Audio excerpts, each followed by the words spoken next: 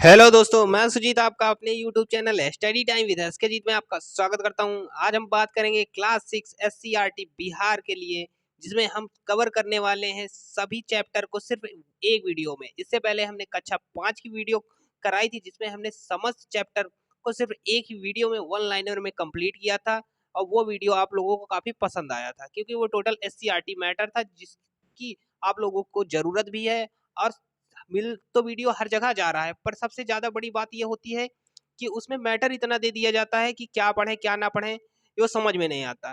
पर हमने आपके लिए वन लाइनर मैटर बनाया है जो कि आल चैप्टर का है, जिससे आपका समय भी बच सकेगा और आप अदर सब्जेक्ट में भी अपना फोकस कर सकेंगे और अपना एससीईआरटी साथ में कंप्लीट करते जाएंगे। ज़्यादा समय भी नहीं लगेगा।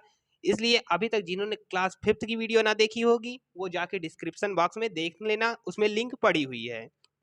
अब शुरू करते हैं हम आज का पहला अभ्यास है हमारी दुनिया। पहला प्रश्न है, सौर मंडल का मुखिया कौन होता है? तो इसका जवाब हो जाता है सूर्य। सौर मंडल का सबसे बड़ा ग्रह सूर्य। और वीडियो को ज्यादा से ज्यादा शेयर करिएगा, जिससे हमें मोटिवेशन मिले और हम नेक्स्ट क्लास की आपके लिए वीडियो उपलब्ध करा सकें। और आपके लिए मैटर तैयार करना पड़ता है, इसलिए सबसे ज़्यादा ज़रूरी है मोटिवेशन। अगर हमको मोटिवेशन मिलेगा तो आपके लिए हम मैटर तैयार करते रहेंगे और ज़्यादा से ज़्यादा कंटेंट देने की कोशिश करेंगे, वो भी अच्छा कंटेंट। फालतू की चीज़ इसमें हम लोग ऐड नहीं करेंगे। सिर्फ जो भी क्वेश्चन बन सकते हैं चैप्टर से, उन्हीं को बस इंक्लूड करेंगे। और ज़्यादा से ज़्यादा आप लोग रिवीजन करिएगा, क्योंकि ज़्यादा वीडियो लंबा भी नहीं होता। आपको 15-20 मिनट में पूरे चैप्टर का यहाँ पर अध्ययन हो जाता है। तो आप लोग ज़्यादा से ज़्यादा वीडियो शेयर करिएगा, जिससे यह मैटर हर लोगों के पास पहुँचे और हमें भी मोटिवेशन मिले कि हम आपके लिए लगातार हर क्लास का एससीईआरटी लाते रहें। तो शुरू करते हैं। अगला प्रश्न है, सौरमंडल का सबसे प्रमुख सदस्य कौन है? तो इसका जवाब हो जाएगा सूर्य। सूर्य की लपटों को किस नाम से जानते हैं? तो सौर प्रज्वलन के नाम से जानते हैं। अगला प्रश्न है, सूर्य पृथ्वी से कितना गुना बड़ा है? तो यह 109 गुना बड़ा है। सूर्य की परिक्रमा करने वाले ग्रह कौन से हैं? तो सूर्य की परिक्रमा करने वाले ग्रह हैं बुध, शुक्र, पृथ्वी, मंगल, बृहस्पति और शनि, अरुण और वरुण। और सूर्य की परिक्रमा करने वाले पिंड क्या कहलाते हैं? तो यह पिंड कहलाते हैं ग्रह। आंतरिक ग्रह कौन कौन से होते हैं? इसको थोड़ा गौर करिएगा। आंतरिक ग्रह और बाह्य ग्रह अक्सर एग्जाम में पूछे जाते हैं। तो आंतरिक ग्रह होते हैं 4, कौन कौन से? बुध, शुक्र, पृथ्वी और मंगल। और इसके बाद जो 4 आते हैं, बृहस्पति, शनि, अरुण और वरुण, यह बाह्य ग्रह कहलाते हैं। शुद्ध ग्रह कहाँ पाए जाते हैं? तो यह मंगल और बृहस्पति के बीच पाए जाते हैं।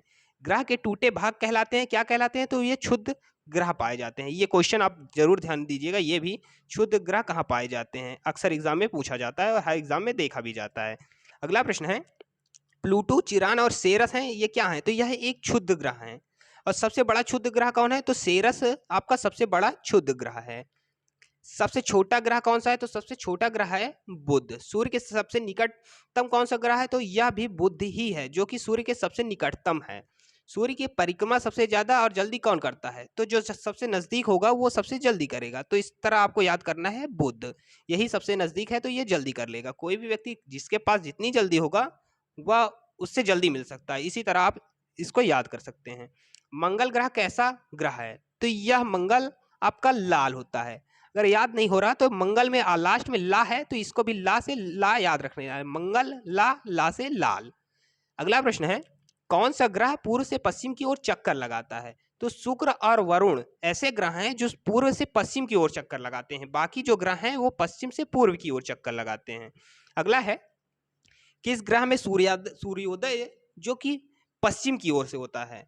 तो ये शुक्र और अरुण में। शुक्र और अरुण ऐसे ग्रह हैं जहां पर सूर्योदय पश्चिम से होता है। जैसे हमारी पृथ्वी में पूरब से होता है और अन्य ग्रहों में भी पूरब से होता है, परंतु ये दोनों ऐसे ग्रह हैं जिसमें पश्चिम से सूर्योदय होता है। कौन सा ग्रह है जिसमें छल्ले पाए जाते हैं? तो शनि ऐसा ग्रह है जिसमें छल्ले पाए जाते हैं। कितने? 7। सर्वाधिक उपग्रह किस ग्रह का है? तो इसका जवाब हो जाएगा शनि, जो कि 82 है। इससे पहले आपका बृहस्पति था, परंतु अब शनि बढ़कर शनि हो गया, जिसमें इसकी संख्या ज्यादा हो चुकी है। प्लूटो को कब क्षुद्र ग्रह की मान्यता दी गई है? तो इसको मान्यता दी गई है 2006 में। और इसका ये प्रश्न ऐसा भी पूछा जा सकता है कि प्लूटो ग्रह की कब मतलब प्लूटो को कब ग्रह की मान्यता से हटा दिया गया है, कि कब इसकी मान्यता छीन ली गई है? तो 2006 में ग्रह की मान्यता रद्द कर दी गई है। अगला है, सूर्य का प्रकाश पृथ्वी पर आने पर कितना समय लेता है? तो यह 8 मिनट लेता है। अगला प्रश्न है, सौर मंडल का कौन सा ऐसा ग्रह है जिस पर जीवन संभव है? तो इसका जवाब हो जाएगा पृथ्वी। पृथ्वी ही ऐसा ग्रह है जिस पर जीवन संभव है, क्योंकि यहाँ पर पर्याप्त मात्रा में ऑक्सीजन, पानी और भोज्य पदार्थ प्राप्त होते हैं। अगला प्रश्न है, अंतरिक्ष से देखने पर पृथ्वी कैसे दिखाई देती है? तो यह नीली दिखाई देती है। अंतरिक्ष से देखने पर पृथ्वी नीली क्यों दिखाई देती है? तो वायुमंडल में प्रकाश की किरणों के परावर्तन के कारण यह हमें नीली दिखाई देती है। पृथ्वी पर जल और स्थल का कितना भाग है? तो जल का भाग हमारा है 71%, जबकि और स्थल का भाग है 29%। उपग्रहों के बारे में पढ़ लेते हैं। ग्रह की परिक्रमा करने वाले क्या कहलाते हैं? तो ग्रह की परिक्रमा करने वाले उपग्रह कहलाते हैं। पृथ्वी एकमात्र उपग्रह है का पृथ्वी का एकमात्र कौन सा उपग्रह है? तो चंद्रमा, जो कि पृथ्वी का एकमात्र उपग्रह है। चंद्रमा से प्रकाश पृथ्वी पर कितने समय पर पहुंचता है? तो ये 1.25 सेकंड पर पहुंच जाता है पृथ्वी पर। अगला है, चंद्रमा पृथ्वी की परिक्रमा कितने दिन में करता है? तो यह 27 दिन 8 घंटे में चंद्रमा पृथ्वी की परिक्रमा कर लेता है। अगला प्रश्न है, चंद्रमा का एक ही भाग क्यों दिखाई देता है? चंद्रमा के अपने अक्ष पर घूमने के कारण हमें एक ही भाग देख सकते हैं। अगला प्रश्न है, चंद्रमा में दिन कैसा होता है? तो चंद्रमा में दिन बहुत गर्म होता है, और जबकि रात यहाँ की बहुत ठंडी होती है। मंगल ग्रह के कितने उपग्रह हैं? तो 2 हैं। कौन कौन से? फोबोस और डीबोस। अगला है, बुध और शुक्र के उपग्रहों की संख्या कितनी होती है? तो इसका जवाब हो जाएगा 0, क्योंकि बुध और शुक्र ऐसे उपग्रह हैं इनके उपग्रह है ही नहीं। अगला है, आकाश के चक्कर लगाने वाले पत्थर के छोटे छोटे टुकड़े क्या कहलाते हैं? तो ये उल्का पिंड कहलाते हैं। करोड़ों तारों का समूह क्या कहलाता है? तो यह आकाश गंगा कहलाता है। आप लोग कभी कभी देखते होंगे, जब छत में लेटते होंगे या कि कभी ऐसे ही रात्रि में छत पे गए होंगे, तो देखा होगा कभी कभी ऐसे ऐसे लाइन लाइन सी पूरी एकदम नदी जैसी बनी रहती थी, ऐसे ऐसे ऐसे ऐसे दिखाई देती थी, वही आकाशगंगा है। आकाशगंगा को कहते हैं क्या है? तो इसको तारों की नदी कहते हैं। अगला है, उत्तर में स्थित तारों का समूह क्या कहलाता है? तो सप्त ऋषि कहलाता है। सप्त ऋषियों के नाम कौन कौन से हैं? तो ऋतु, पुलह, पुलस्त्य, अत्रि, वशिष्ठ, अंगिरा, मरीचि हैं। यूनानी भाषा में सप्त ऋषियों के नाम क्या हैं? तो alpha, beta, gamma, delta, epsilon, एटा और जेटा हैं। ध्रुव तारा कैसा तारा है? तो यह स्थिर तारा है। प्राचीन काल में दिशा का ज्ञान किस तारे से किया जाता था? तो प्राचीन काल में समय देखने के लिए घड़ी वगैरह तो थी नहीं, तो ये शुक्र तारा ही एक जरिया था दिशा ज्ञात करने का, क्योंकि यह अपनी जगह पे स्थिर रहता था, तो जिससे दिशा का ज्ञान हो जाता था। अगला प्रश्न है राशि से। राशियों की संख्या कितनी है? तो इसकी संख्या है 12। कौन कौन सी है? मेष, वृषभ, मिथुन, सिंह, कन्या, तुला, वृश्चिक, धनु, मकर, कुंभ और मीन। नक्षत्रों की संख्या कितनी है? तो नक्षत्रों की संख्या है 24। पृथ्वी पर प्रत्येक नक्षत्र को कितने दिन पृथ्वी जो है प्रत्येक नक्षत्र को कितने दिन में पार करती है? तो यह 14 दिनों में पार कर लेती है। अगला अभ्यास है 2, पृथ्वी और उसकी गतियां। इसको हम देख लेते हैं। पृथ्वी पर दिन और रात किस कारण से होता है? तो दैनिक गति के कारण। इसको हम घूर्णन गति भी कहते हैं। पृथ्वी को अपने अक्ष पर घूमकर सूर्य का एक चक्कर लगाना कहलाता है, तो यह कहलाता है आपका परिभ्रमण गति। मौसम किस कारण बदलता है? तो परिभ्रमण गति के कारण ही मौसम में परिवर्तन होता है। ग्लोब पर किन्हीं दो अक्षांशों के बीच के स्थानों को क्या कहते हैं? तो इसको कटिबंध कहते हैं। ग्लोब पर किन्हीं दो अक्षांशों के बीच के स्थानों को हम कटिबंध कहते हैं। दो अक्षांशों के बीच की दूरी कितनी है? तो 111 किलोमीटर होती है दो अक्षांशों के बीच की दूरी। सम दीवा रात्रि कब होती है? सम दीवा रात्रि, सम का अर्थ होता है समान, दीवा का अर्थ होता है दिन और रात। सम दीवा रात्रि मतलब समान दिन रात कब होता है? 21 मार्च और 23 सितंबर को। सबसे बड़ा दिन होता है 21 जून को। अगला प्रश्न है, पृथ्वी अपने अक्ष पर कितनी झुकी होती है?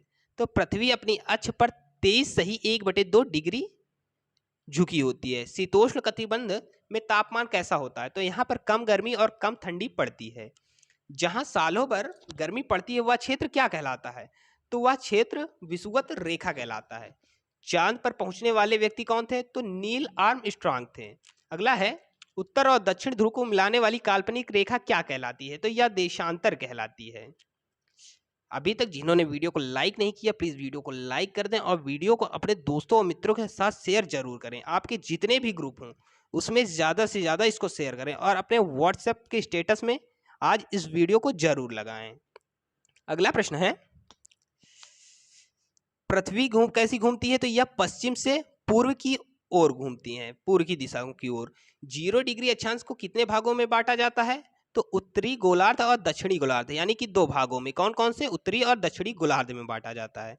सबसे बड़ा अक्षांश वृत्त कौन सा है, तो 0 डिग्री है।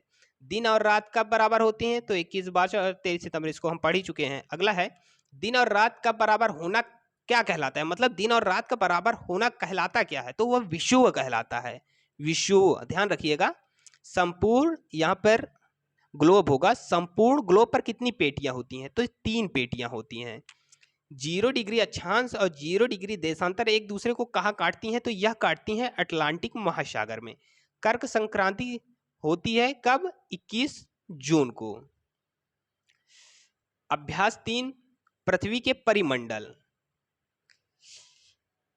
जीवन कहां पर संभव होता है, तो जहां पर भोजन, पानी, हवा पर्याप्त मात्रा में मिलती है वहां पर जीवन संभव होता है।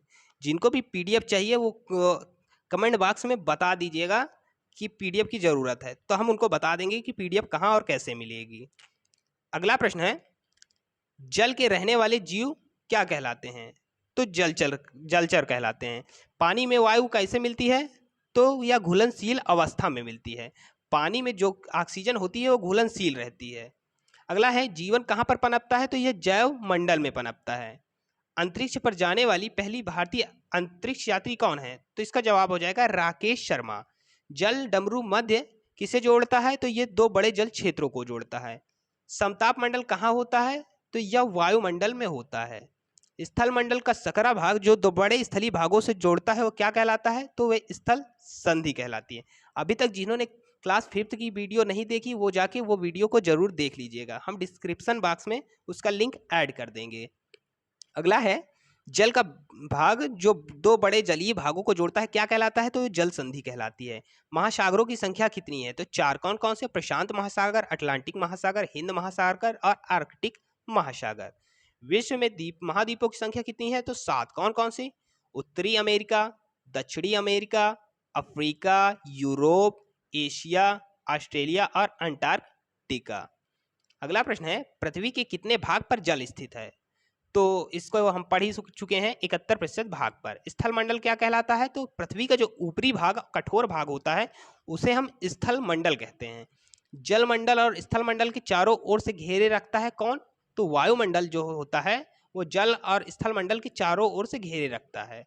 पृथ्वी के वायुमंडल में कौन सी गैस उपस्थित होती है, तो nitrogen, oxygen, argon, carbon dioxide, helium, methane और जलवाष्प जैसी गैसें उपस्थित होती हैं। पृथ्वी के वायुमंडल में सर्वाधिक गैस कौन सी पाई जाती है, तो यह नाइट्रोजन पाई जाती है जो कि 78% पाई जाती है। वायुमंडल की कितनी परतें हैं, तो क्षोभ मंडल है, समताप मंडल, मध्य मंडल, आयन मंडल और बहिर्मंडल। क्षोभ मंडल कहाँ से कहाँ तक रहती है, तो यह 8 से 18 किलोमीटर तक होती है। इसमें मौसम संबंधी घटनाएं होती रहती हैं। समताप मंडल 18 से 50 किलोमीटर, इसमें ओजोन परत स्थित है। मध्य मंडल 50 से 80 किलोमीटर, इसमें उल्कापिंड पाए जाते हैं। आयन मंडल 80 से 640 किलोमीटर, इसी में विद्युत चुंबकीय और रेडियो तरंगें उपस्थित होती हैं। बहिर्मंडल 640 से अधिक, 640 से ऊपर जो भी है वो बहिर्मंडल की श्रेणी में आता है। इसमें हाइड्रोजन और हीलियम की प्रधानता होती है। अगला है, वायुमंडल में नाइट्रोजन कितनी ऊंचाई तक पाई जाती है, तो यह 128 किलोमीटर तक पाई जाती है। क्षोभ मंडल के अन्य नाम क्या हैं, तो अशांत मंडल भी कहते हैं इसे, अनुमंडल भी कहते हैं, परिवर्तन मंडल भी कहते हैं। तो अगला प्रश्न है, जैव मंडल का निर्माण किससे होता है, तो जैव मंडल का निर्माण जल मंडल, स्थल मंडल और वायुमंडल मिलाकर जैव मंडल का निर्माण होता है, क्योंकि जैव मंडल में ही जीवन संभव हो सकता है, जीवन संभव होता है, इसीलिए इसे जैव मंडल भी कहते हैं। अगला प्रश्न है, अभ्यास 4, पृथ्वी के प्रमुख स्थल रूप। तो पहला प्रश्न है, पृथ्वी के सपाट भाग को क्या कहते हैं, तो पृथ्वी का जो सपाट भाग होता है उसे मैदान कहते हैं। मैदान कितने प्रकार के होते हैं, तो कपर्दक मूलक मैदान, निक्षेपण मैदान और रचनात्मक मैदान, यह मैदान के प्रकार हैं। किस मैदान की रचना अपर्दन की क्रिया का प्रमुख हाथ रहता है, किस मैदान की रचना में अपर्दन की क्रिया का प्रमुख हाथ रहता है, तो कपर्दक मूलक मैदान में अपर्दन का प्रमुख हाथ रहता है। फिनलैंड जो है मैदान वो किसका उदाहरण है, तो ये कपर्दक मूलक, यहाँ पे मूलक होगा, मूलक का उदाहरण है। उत्तरी यूरोप का मैदान किस मैदान का उदाहरण है, तो यह भी कपर्दक मूलक का है। कनाडा की पूर्वी क्षेत्र संबंधित है कपर्तक मूलक मैदान से। अगला है निक्षेपण के दौरान कौन सा मैदान बनता है, तो इसका जवाब हो जाएगा निक्षेपण मैदान। इसको आप लोगों को कुछ 1-2 दिन में फिर से रिवीजन कर लेना है, जिससे आपके दिमाग में ये बैठ जाए, क्योंकि अक्सर हम लोग पढ़ने के बाद कुछ दिन के बाद रिवीजन नहीं करते हैं, पता लगता है हाँ कर लेंगे तो दिमाग से निकल जाता है। इसलिए आप कुछ दिन बाद रिवीजन जरूर कर लीजिएगा, 2-3 दिन बाद इसको रिवीजन कर लीजिएगा, फिर 2-3 दिन बाद कर लीजिएगा, फिर ये आपके दिमाग से निकलेगा ही नहीं। तो रिवीजन बहुत जरूरी होता है। केरल का मैदान उदाहरण है किसका, तो यह निक्षेपण मैदान का उदाहरण है। हंगरी का मैदान किसका उदाहरण है, तो यह निक्षेपण मैदान का उदाहरण है। पृथ्वी की आंतरिक हलचल से कौन से मैदान का निर्माण होता है, तो रचनात्मक मैदान का इससे निर्माण होता है, क्योंकि जब हलचल होती है तो उसमें रचना होती है, मतलब आकृतियां बनती हैं, तो रचनाकार रचनात्मक मैदान किससे होता है, तो आंतरिक हलचल से। उत्तरी अमेरिका का मध्यवर्ती मैदान किस मैदान का उदाहरण है, तो यह रचनात्मक मैदान का उदाहरण है। पठार कैसा होता है, तो यह आसपास की भूमि से थोड़ा ऊंचा होता है। जैसे कि हमारे कोई भी मैदान या सपाट भूमि है, उससे जो थोड़ा सा ऊंचा हो वो आपका पठार कहलाता है। पठार के ऊपर का भाग कैसा होता है, ये सपाट होता है। अगला प्रश्न है पठार की ऊंचाई कितनी होती है, तो यह 100 मीटर से 1000 मीटर तक होती है। संसार की छत किसे कहते हैं, तो इसका जवाब हो जाएगा पामीर की पठार। आप लोगों के दिमाग में आ रहा होगा कि मैदान का भाग भी पूरा सपाट होता है, पठार के ऊपर का भाग भी कैसा का बता रहे हैं सपाट होता है। तो जो मैदान का भाग होता है वो समतल समांतर मतलब पृथ्वी पे समान होता है, तो वो मैदान होता है। परंतु पठार जो होता है वो आसपास की भूमि से थोड़ा ऊंचा रहता है और उसके बाद उसमें समतल होता है, तो वह पठार कहलाता है। संसार की छत किसे कहते हैं, तो संसार की छत कहते हैं पामीर के पठार को। पर्वत किसे कहते हैं, तो आसपास के ऊंचे और संकीर्ण क्षेत्र ये ऐसे इस तरीके के जो होते हैं उन्हें पर्वत कहलाते हैं। पर्यावरण संरक्षण और वर्षा कराने में सहायक होते हैं पर्वत। पर्वतों पर खेती किस प्रकार की होती है, तो यहाँ पर खेती सीढ़ी नुमा बनाकर होती है, क्योंकि अगर सीढ़ी नुमा नहीं बनाएंगे तो ये ऊंचे में पानी डालेंगे तो पानी आपका नीचे आ जाएगा। तो सीढ़ियों के द्वारा अगर बनाकर पानी डाला जाता है तो ये कुछ देर यहाँ रुकता है, फिर इससे टकरा के यहाँ रुकता है, जिससे पानी आपका पूरा अवशोषित हो जाता है। इस वजह से यहाँ पर सीढ़ी नुमा बनाया जाता है। वलित पर्वत का उदाहरण कौन है, तो हिमालय और एंडीज पर्वत जो आपका है ये वलित पर्वत का उदाहरण है। भ्रंश पर्वत के उदाहरण है सतपुड़ा। ज्वालामुखी पर्वत का उदाहरण कौन सा है, तो इटली का विसुवियस पर्वत। अगला प्रश्न है भारत में एकमात्र सक्रिय ज्वालामुखी कौन सा है, तो इसका जवाब हो जाएगा बैरन द्वीप, जो कि अंडमान निकोबार में स्थित है। अगला प्रश्न है आरावली पर्वत किस पर्वत का उदाहरण है, तो इसका जवाब हो जाएगा वलित पर्वत का। अगला प्रश्न है जिनकी ऊंचाई अपर्दन के कारण कम हो जाती है वह पर्वत क्या कहलाता है, तो अवशिष्ट पर्वत कहलाता है। बिहार में सोन नदी किस तरह के क्षेत्र से होकर गुजरती है, तो यह बिहार मैदानी भागों से होकर गुजरती है। धान की फसल के लिए उपयुक्त मिट्टी कौन सी है, तो चिकनी मिट्टी जो होती है वो धान की फसल के लिए उपयुक्त होती है। अगला प्रश्न है शिमला और कश्मीर देश के प्रमुख पर्यटक स्थल कहाँ स्थित है, तो ये पर्वतीय क्षेत्रों में ही स्थित हैं। अगला है प्राकृतिक वातावरण के बदलते स्वरूप के मुख्य कारक है बढ़ती जनसंख्या। अगला प्रश्न है सतपुड़ा, यहाँ पर पुड़ा होगा, सतपुड़ा की पहाड़ी है एक प्राचीन पठार। अभ्यास 5 दिशाएं। अगला चैप्टर है दिशाएं अभ्यास 5। प्रमुख दिशाएं कौन कौन सी होती हैं, जो आपकी प्रमुख दिशाएं होती हैं वो पूरब, पश्चिम, उत्तर और दक्षिण होती हैं। कुल दिशाओं की संख्या कितनी होती है, तो कुल दिशाओं की संख्या 10 होती है, जबकि प्रमुख 4 ही होती हैं। सिर के ऊपर की दिशा को क्या कहते हैं, तो जो सिर के ऊपर की दिशा होती है उसे जेनिथ कहते हैं। पैर के नीचे की दिशा को क्या कहते हैं, तो पाताल कहते हैं। भारत के उत्तर में क्या स्थित है, तो भारत के उत्तर में हिमालय स्थित है। भारत के दक्षिण में हिंद महासागर स्थित है और भारत के पूर्व में बंगाल स्थित है। अगला प्रश्न है भारत के पश्चिम में क्या स्थित है, तो अरब सागर स्थित है। यहाँ पे बंगाल की खाड़ी होगा बंगाल। अगला है बिहार के पूर्व में स्थित है पश्चिम बंगाल। बिहार के पश्चिम में स्थित है, बिहार के पूर्व में कौन सा देश स्थित, मतलब बिहार के पूर्व में कौन सा स्थित है, तो बिहार के पूर्व में आपको याद कैसे रखना है, बिहार के पूर्व की बात आई तो पूर्व का जस्ट उल्टा क्या होता है पश्चिम, तो यहाँ पर पश्चिम बंगाल। बिहार का पूर्व की बात आए तो जस्ट उल्टा कर देना है, जस्ट उल्टा क्या आएगा पश्चिम, तो कौन सा प्रदेश होगा? पश्चिम बंगाल। पूर्व का पश्चिम बंगाल। बिहार के पश्चिम में स्थित है, तो बिहार के पश्चिम में स्थित है उत्तर प्रदेश। अगला है, बिहार के पश्चिम में उत्तर प्रदेश। इसको याद कैसे रखना है? मान लो पश्चिम से याद रख लीजिए पीछे, मतलब कोई बच्चा जो पीछे बैठता है तो अगर उससे प्रश्न पूछा जाता है तो क्या नहीं दे पाता? उत्तर। मतलब क्योंकि वो पीछे बैठता है। जरूरी नहीं है कि पीछे बैठने वाला उत्तर ना दे सके, लेकिन आपको याद रखना है बिहार में पश्चिम में स्थित है कौन सा? उत्तर प्रदेश। बिहार के पश्चिम, पश्चिम से याद रखना है पीछे बैठने वाला बच्चा क्या नहीं दे पाता? उत्तर, तो उत्तर प्रदेश। अगला प्रश्न है, बिहार के उत्तर में स्थित है नेपाल। अगला प्रश्न है, बिहार के दक्षिण में स्थित है झारखंड। अगला प्रश्न है, बंगाल की खाड़ी किस दिशा में स्थित है? तो यह दक्षिण पूर्व दिशा में स्थित है। उत्तर तथा पूर्व के बीच को क्या कहते हैं? तो उत्तर पूर्व दिशा कहते हैं। भारत के कितने राज्य समुद्र से लगे हुए हैं? तो ये 9 लगे हुए हैं। कौन कौन से? पहला है गुजरात, महाराष्ट्र, गोवा, कर्नाटक, केरल, तमिलनाडु, उड़ीसा और आंध्र प्रदेश। पश्चिम बंगाल। त्रिपुरा कितनी अंतरराष्ट्रीय सीमाओं से घिरा है? तो 3। भारत का दक्षिणतम राज्य कौन सा है? तो इसका जवाब हो जाएगा तमिलनाडु। जो लोग वीडियो देख रहे हैं अभी भी, जिन्होंने सब्सक्राइब नहीं किया, जो सोच रहे हैं कि हाँ सब्सक्राइब कर लेंगे, तो आप लोग थोड़ा सा रुक के बस सब्सक्राइब करना है, सिर्फ सब्सक्राइब की बटन दबाना है। आप वीडियो को सब्सक्राइब कर दो और वीडियो को शेयर कर दीजिए, बस इतना ही करना है आपको। अगला प्रश्न है, भारत का पश्चिमी राज्य कौन सा है? तो गुजरात है। भारत का पूर्वी राज्य कौन सा है? आंध्र प्रदेश है।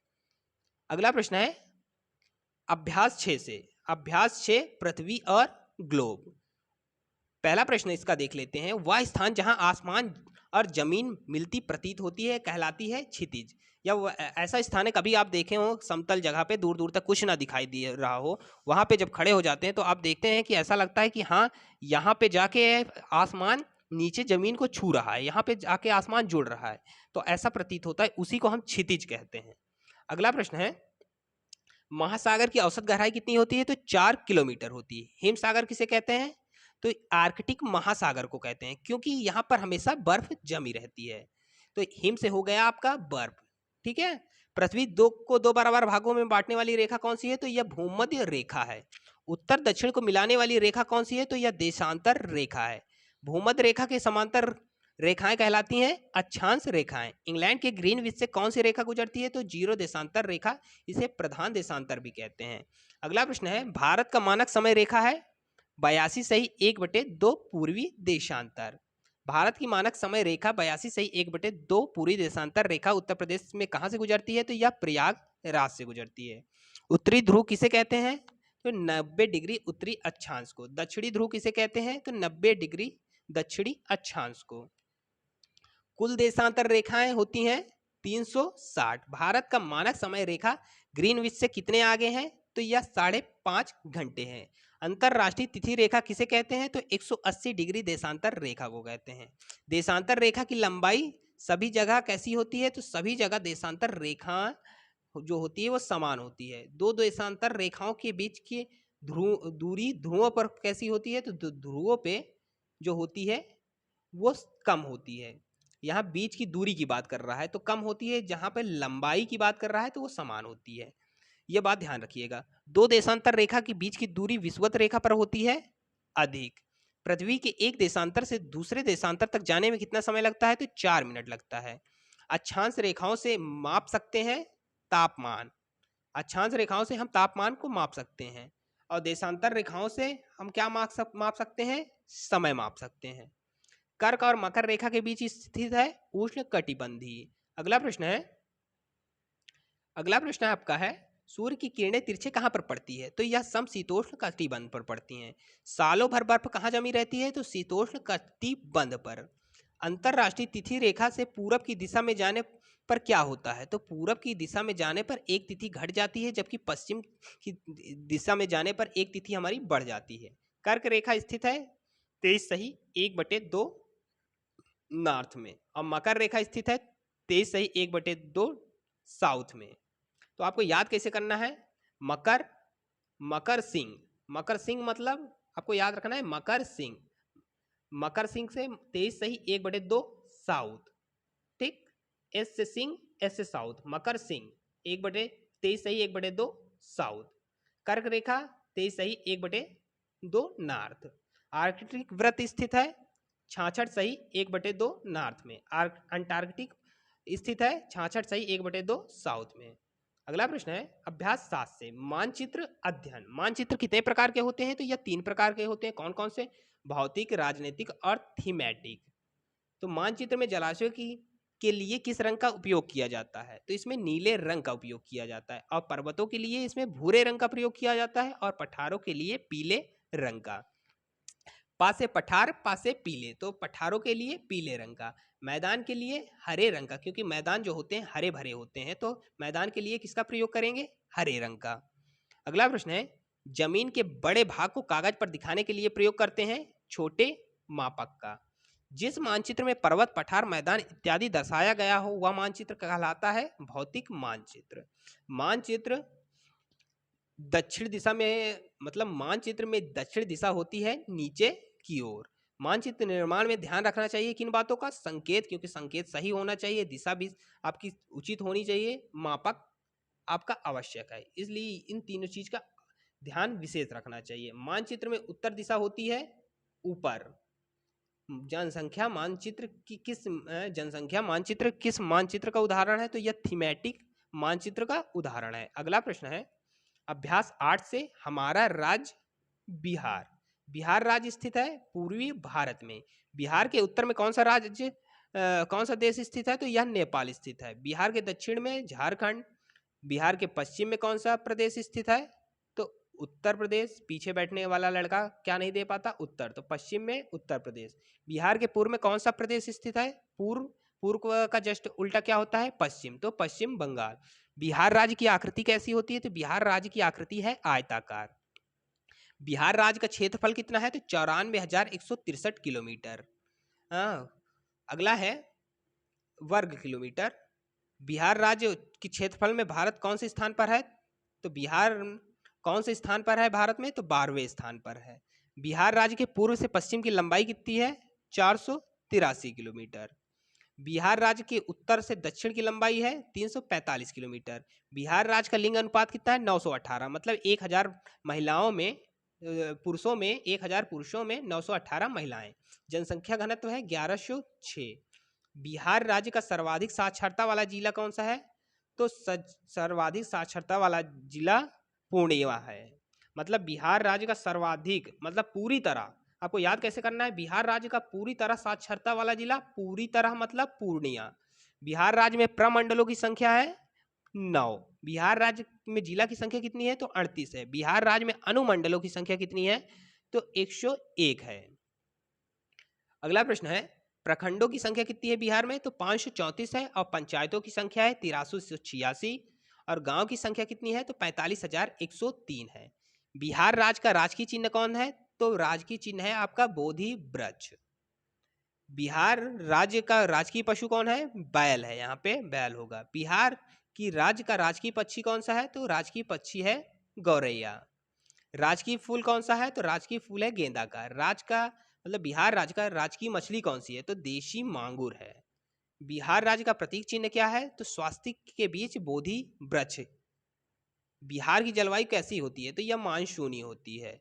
अगला प्रश्न है बिहार के पूर्व में जलवायु पाई जाती है गर्म और आदर्श। बिहार के पश्चिम में जलवायु पाई जाती है गर्म और शुष्क। बिहार में औसत तापमान होता है 30 डिग्री सेल्सियस। गर्मियों में बिहार का तापमान होता है 40 डिग्री सेल्सियस। अगला प्रश्न है बिहार राज्य में वर्षा की शुरुआत कब होती है? तो वर्षा की शुरुआत हो जाती है जून के तीसरे सप्ताह से अक्टूबर तक यहाँ पर वर्षा होती रहती है। बिहार में बाढ़ का स्रोत क्या है? तो गंडक जो कि नदी है, बागमती, कमला, बकैया, महानदी और कोसी है। बिहार में किसकी खेती प्रमुख है? तो बिहार राज्य में धान की खेती जो है वो की प्रमुख है। अगला प्रश्न है तंबाकू की खेती होती है कहाँ कहाँ? वैशाली में होती है, समस्तीपुर में होती है, मुजफ्फरपुर में होती है। गन्ने की खेती होती है छपरा, सिवान, गोपालगंज, चंपारण में। जूट की खेती होती है पूर्णिया, कटिहार, अररिया, किशनगंज में। अगला है बिहार में कितने प्रतिशत भूभाग पर वन है? तो यहाँ पे 6.4% भूभाग पर ही वन है। अगला प्रश्न है बिहार का वन क्षेत्र वाला जिला कौन सा है? तो ये अररिया, पूर्णिया, जमुई, बांका नवादा और राजगीर, कैमूर, ये आपके वन क्षेत्र वाले एरिया हैं। अगला प्रश्न है, सरायसा जो कि एक प्रकार का तंबाकू है, सरायसा तंबाकू उत्पादन कहाँ होता है? तो यह समस्तीपुर में होता है। सरायसा समस्तीपुर, मुजफ्फरपुर और वैशाली में। चीनी और गुड़ का उत्पादन कहाँ होता है? तो यह पश्चिमी चंपारण और गोपालगंज में होता है। वाल्मीकि अभ्यारण्य कहाँ स्थित है? तो यह पश्चिमी चंपारण में स्थित है। अभ्यास 9 बिहार दर्शन। फर्स्ट, महाबोधि मंदिर कहाँ स्थित है? तो यह बोध गया में स्थित है। महाबोधि मंदिर को विश्व धरोहर में कब शामिल किया गया? तो इसको शामिल किया गया था 2002 में। महाबोधि वृक्ष कहाँ स्थित है? तो यह बोध गया में स्थित है। महात्मा बुद्ध को ज्ञान की प्राप्ति कहाँ हुई? तो महात्मा बुद्ध को ज्ञान की प्राप्ति महाबोधि वृक्ष के नीचे होती है। पीपल महाबोधि मंदिर के, मतलब महाबोधि वृक्ष को पीपल भी कहते हैं।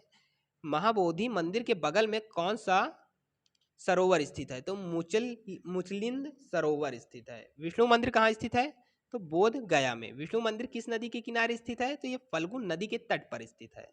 तो विष्णु मंदिर में किसके चरण हैं? तो विष्णु जी का मंदिर है तो विष्णु जी के चरण ही होंगे। अगला प्रश्न है, विष्णु मंदिर का निर्माण किसने करवाया? तो इसको अहिल्या बाई ने करवाया था। विष्णु मंदिर किन पत्थरों से निर्मित है? तो यह काले पत्थरों से निर्मित है। जल मंदिर कहाँ स्थित है? तो यह पावापुरी में स्थित है। महावीर स्वामी को महापरिनिर्वाण कहाँ प्राप्त हुआ? तो यह पावापुरी में प्राप्त होता है। नवादा का कोलत जलप्रपात किसके लिए प्रसिद्ध है? तो यह ठंडे पानी के लिए प्रसिद्ध है। गर्म जल कुंड कहाँ स्थित है? तो राजगीर में स्थित है। मनियार मठ कहाँ स्थित है? ये भी आपका राजगीर में स्थित है। जरासंध का अखाड़ा कहाँ स्थित है?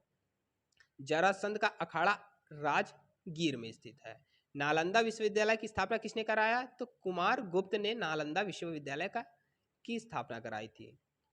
अभ्यास 10 बिहार दर्शन सेकेंड। शेरशाह का मकबरा कहाँ स्थित है? तो यह सासाराम में स्थित है, जो कि अक्सर एग्जाम में पूछा जाता है, तो इसको ध्यान रखिएगा। शेरशाह का मकबरा किस रंग के पत्थरों से निर्मित है? तो यह लाल रंग के पत्थरों से निर्मित है। शेरशाह का मकबरा का आकार कैसा है? तो यह अष्टकोणीय है, मतलब 8 कोणों का है, 8 कोने हैं इनमें। अगला है, ग्रैंड कार्ड रेलवे लाइन किससे जोड़ती है? तो यह दिल्ली से हावड़ा को जोड़ती है। शेरशाह किसे हटाकर गद्दी पर बैठा? तो इससे ये हुमायूं को हटाकर गद्दी पर बैठा। शेरशाह का बचपन का नाम क्या था? तो फरीद नाम शेरशाह का बचपन का था। शेरशाह कहाँ का शासक था? तो यह अफगान का था। गोलघर कहाँ स्थित है? तो यह पटना में गांधी मैदान के पश्चिम में। गोलघर का निर्माण कराया कैप्टन गोल्ड स्टीन ने। गोलघर की स्थापना हुई 1786 में, किसके लिए? अनाज भंडारण हेतु। गोलघर की ऊंचाई कितनी है? तो यह 96 फीट है, जबकि मोटाई 12 फीट है। तख्त हरमिंदर कहाँ स्थित है? पटना सिटी में। गुरु गोविंद सिंह का जन्म कहाँ हुआ? पटना सिटी में। पटना संग्रहालय के बारे में पढ़ लेते हैं। यह गोलघर के बगल में स्थित है। पटना संग्रहालय कहाँ स्थित है? तो यह गोलघर के बगल में स्थित है। तो पटना संग्रहालय किस शैली में निर्मित है? तो यह राजस्थान शैली में निर्मित है। यहाँ पर अंग्रेजी शासक की तोपें रखी गई हैं। भगवान बुद्ध और मौर्यकालीन मूर्तियाँ और सिक्के रखे गए हैं। पटना संग्रहालय में क्या क्या रखा गया है? अंग्रेजी शासक की तोपें और भगवान बुद्ध और मौर्यकालीन मूर्तियाँ और सिक्के रखे गए हैं। यहाँ एक राजेंद्र कक्ष है। यहाँ एक सुंदर स्त्री की मूर्ति है जिस पर यक्षिणी लिखा हुआ है। यह मूर्ति दीदारगंज पटना से लाया गया है। आशा करते हैं यह वीडियो आपको पसंद आया होगा। यदि वीडियो पसंद आया तो वीडियो को लाइक करें, शेयर करें और चैनल को सब्सक्राइब करना ना भूलें। उम्मीद करते हैं यह आपका सेशन आपको बहुत पसंद आया होगा। यदि ऐसे ही आपको चाहिए वीडियो तो कमेंट बॉक्स में ज़रूर बताइएगा, और एक काम करिएगा, वीडियो को ज़्यादा से ज़्यादा शेयर करिएगा। जितना वीडियो फैलाएंगे उतना मोटिवेशन होगा। उसी तरह हम आपके लिए इसी तरह वीडियो बनाते हुए आपको प्रोवाइड कराते रहेंगे। धन्यवाद।